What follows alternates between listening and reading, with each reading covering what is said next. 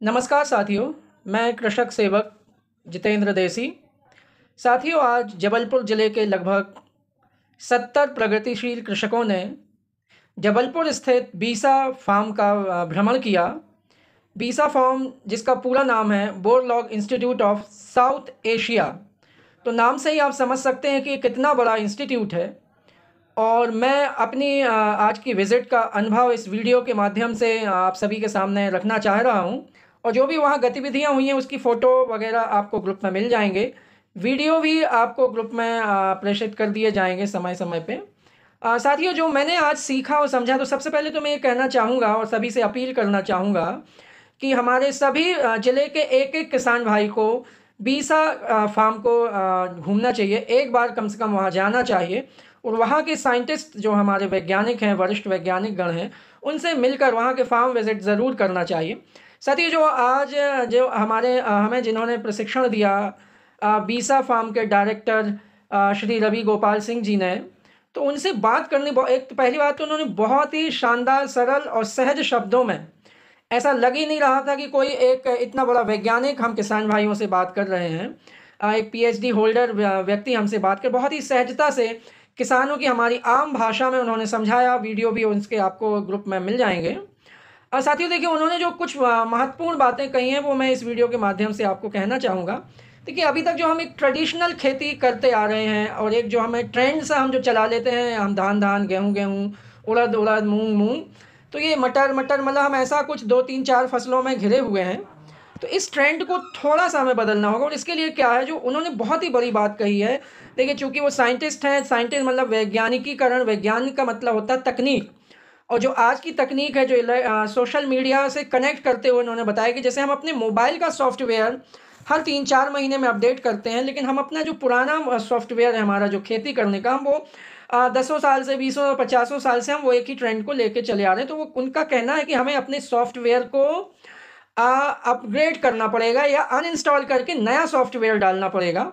तो इस ओर कहने का तात्पर्य, नए सॉफ्टवेयर से तात्पर्य जो मैं समझा कि हमें नई सोच के साथ, जो क्योंकि समय बदल रहा, परिस्थितियां बदल रही हैं, परिस्थितियों की मांग जो बदल रही है, उसके हिसाब से हमें कार्य को करना होगा।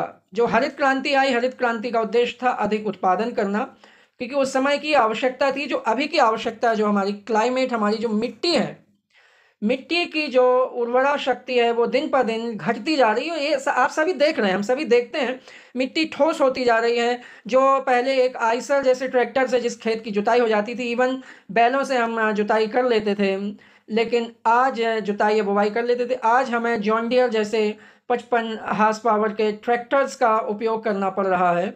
और फिर भी हमारे जो ट्रैक्टरों के हॉर्स पावर्स हैं वो बढ़ते जा रहे हैं। तो ये हमारे लिए अलार्मिंग सिचुएशन है। हमारी खेती की लागत बढ़ती जा रही है। तो उन्होंने बहुत सारी चीज़ें हमें बताई थी कि हमें एक तो जो कुछ हमें टारगेट लेके चलना होगा, एक शॉर्ट टर्म और एक लॉन्ग टर्म। तो जो नई चीज़ें हैं, एक चीज़ ये समझ में आई कि हम नई चीज़, नए प्रयोग करना हमारे किसान साथियों ने छोड़ दिया है। तो मेरा एक निवेदन है कि हमें नए प्रयोग करना शुरू करने होंगे।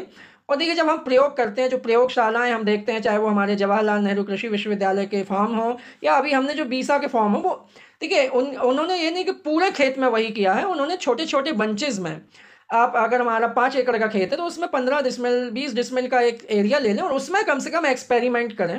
नई तकनीक, जो नए नवाचार हमें बताए जाते हैं हमारे वैज्ञानिकों के द्वारा, या हमारे जो प्रगतिशील कृषक, बहुत सारे जो प्रगतिशील कृषक हैं वो नवाचार करते रहते हैं और अपने अनुभव हम सबसे साझा करते हैं। तो सभी के अनुभवों को हमें देखना चाहिए, समझना चाहिए और उनको अपनाना भी चाहिए। और देखिए, उन्होंने सीधा सा कहा है कि जो हेल्थ जो है, मिट्टी का हेल्थ खराब, इसका मतलब इंसान का हेल्थ खराब है, जीव जंतुओं का हेल्थ खराब है, और मिट्टी के हेल्थ से सीधा हमारा हेल्थ जुड़ा हुआ है।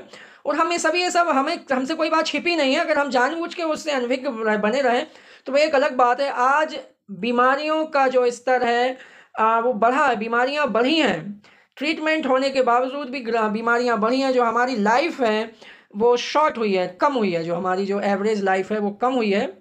तो ऐसी बहुत सारी बातें उन्होंने बताई। देखिएगा, तो कुल मिला के हमें जो हमारा माइंडसेट है उसको बदलना पड़ेगा और नई चीज़ें, नए मतलब जो होल मैं यही कहूँगा कि नई चीज़ें आप करें। थोड़े से, देखिए, नई चीज़ करने का मतलब नहीं कि आप पूरी खेती में अपना लें। आप थोड़े से, अगर आपकी 10 एकड़ ज़मीन है तो 1 एकड़ करें, आधा एकड़ करें, लेकिन एक्सपेरिमेंट के तौर पे आपको देखिए। और वैज्ञानिक भी, हमारे वैज्ञानिक कहा करते हैं, मैंने कई बार उनके मुंह से सुना है कि किसान ही सबसे बड़ा वैज्ञानिक, क्योंकि वो दिन भर खेत में रहता है ना, पीढ़ियों से वो खेती करते आ रहा है।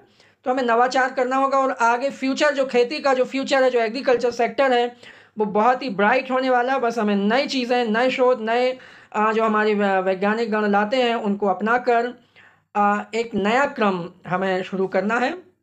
जो हमारी कुछ धारणाएं हम बना बैठे हैं, उन धारणाओं को भी हमें कम करना, हमें उन धारणाओं से भी आगे बढ़ के काम करना है। आपको देखिएगा वहाँ उस फार्म में हमने जो फील्ड विजिट किए, तो हमने एक ऐसा सीड ड्रिल भी देखा जो आप हम लोग जब सीड ड्रिलिंग करते हैं, हम लोग जब बुवाई करते हैं, सब सीड ड्रिल यूज़ करते हैं और बैलेंसिंग हम ट्रैक्टर से करते हैं। लेकिन वहाँ हमने ऐसी तकनीक देखी कि जो सीड ड्रिल में 2 चक्के लगाए, उसका आपको फ़ोटो वगैरह ग्रुप में मिल जाएगा, या आप कहेंगे तो आपको पर्सनल भी उपलब्ध करा दी जाएंगी।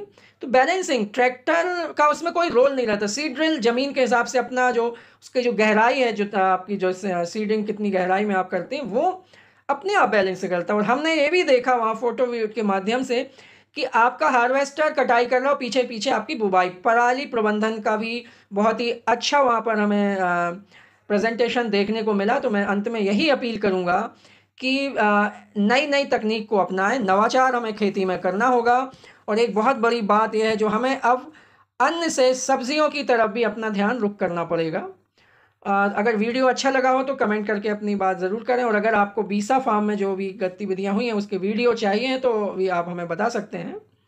धन्यवाद, नमस्कार। आशा करते हैं आपको ये वीडियो अच्छा लगेगा और आगे भी आपको ऐसी जानकारियाँ मिलती रहेंगी। धन्यवाद। जय हिंद, जय भारत, जय जवान, जय किसान।